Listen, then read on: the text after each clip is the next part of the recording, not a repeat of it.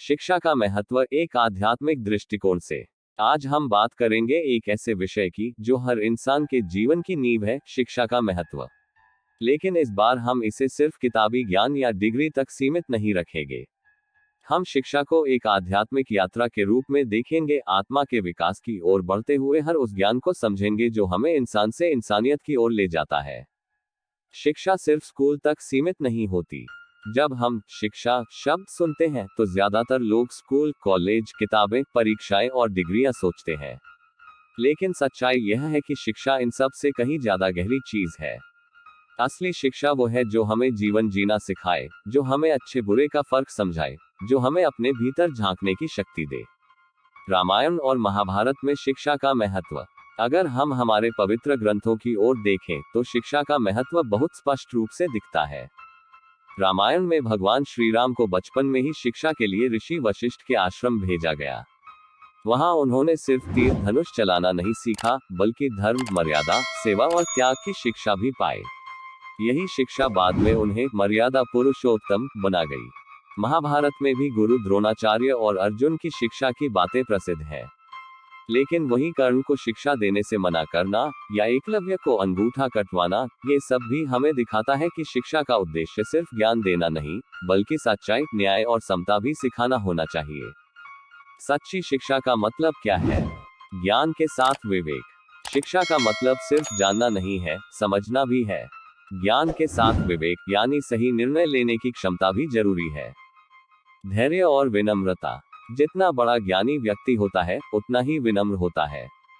अगर शिक्षा हमें घमंड दे रही है तो वह अधूरी है। सेवा भाव। असली शिक्षा हमें दूसरों की मदद करना सिखाती है।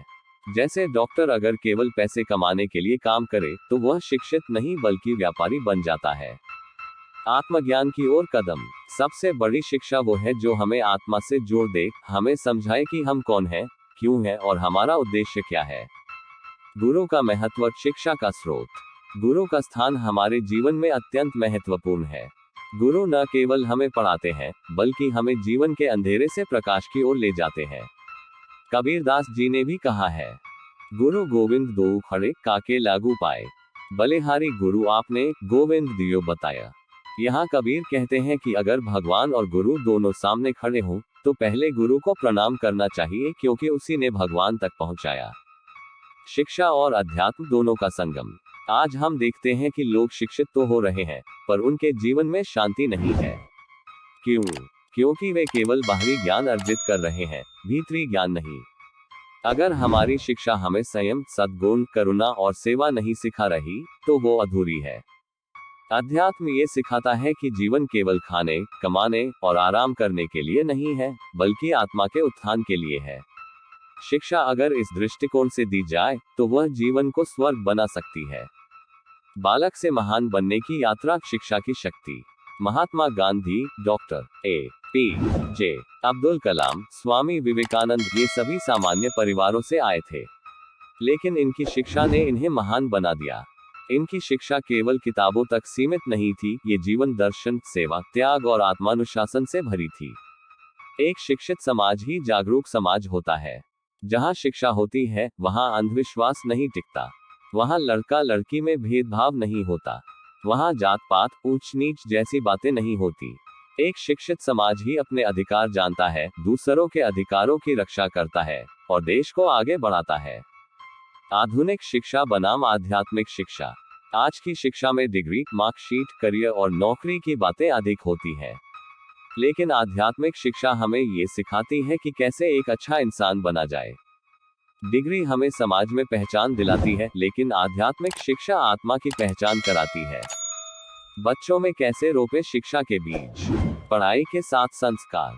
बच्चों को किताबें पढ़ाने के साथ साथ उन्हें संस्कार भी दे। उन्हें ये सिखाएं कि सच बोलना, बड़ों का आदर करना, समय की कद्र करना कितनी जरूरी बातें हैं। प्रेरणादायक कहानियां। रामायण, महाभारत, संतों की कथाएं, भगवान बुद्ध और महावीर की जीवनियां, ये सब बच्चों के मन में स्थायी छाप छोड़ती है। जीवन से जोड़कर शिक्षा देना। अगर बच्चे को सिर्फ गणित पढ़ाया जाए तो वो ऊब सकता है, लेकिन अगर उसे सिखाया जाए कि पैसे कैसे गिनते हैं या खर्च का हिसाब कैसे रखें तो वही गणित उसे जीवन भर काम आएगा। शिक्षा ही है असली पूजा। भगवान को फूल, फल, भोग अर्पित करने से ज्यादा जरूरी है कि हम उनके द्वारा दी गई बुद्धि का सही उपयोग करें। वेदों में कहा गया है, विद्या ददाति विनयम, यानी शिक्षा से विनम्रता आती है। अगर हम अपने जीवन में शिक्षा के महत्व को समझ जाएं, तो हर काम एक पूजा बन जाता है। ईमानदारी से काम करना, दूसरों की मदद करना, अपने कर्तव्यों को निभाना, ये सब आध्यात्मिक शिक्षा का हिस्सा है। शिक्षा और समाज का संबंध। एक शिक्षित व्यक्ति केवल खुद का जीवन नहीं सुधारता, बल्कि पूरे समाज को नई दिशा देता है। शिक्षक, डॉक्टर, इंजीनियर, वैज्ञानिक, ये सभी समाज की सेवा के रूप होते हैं। और जब इनकी शिक्षा आध्यात्मिक मूल्यों से भरी होती है, तो समाज में क्रांति आ जाती है। अंतिम विचार, शिक्षा से ही मोक्ष संभव है। भगवद गीता में श्री कृष्ण ने कहा है कि ज्ञान ही वह साधन है जिससे इंसान अपने कर्मों की गांठें काट सकता है।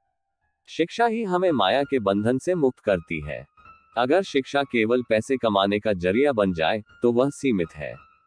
लेकिन जब वही शिक्षा हमें जीवन को समझने, आत्मा को जानने और परमात्मा तक पहुंचने की राह दिखाए, तब वह सच्ची शिक्षा बनती है। दोस्तों, शिक्षा केवल कक्षा में बैठने और किताबें पढ़ने का नाम नहीं है। शिक्षा वो है जो हमारे भीतर प्रकाश फैलाए, जो हमें अज्ञान के अंधेरे से निकालकर ज्ञान के उजाले में ले जाए, जो हमें बेहतर इंसान बनाए और अंततः ईश्वर से जोड़ दे। इसलिए अपने बच्चों को शिक्षा दीजिए, लेकिन केवल डिग्रियों की नहीं, संस्कारों की भी। खुद भी रोज कुछ नया सीखिए और उसे जीवन में उतारिए, क्योंकि सच्ची शिक्षा ही जीवन का सबसे बड़ा धन है।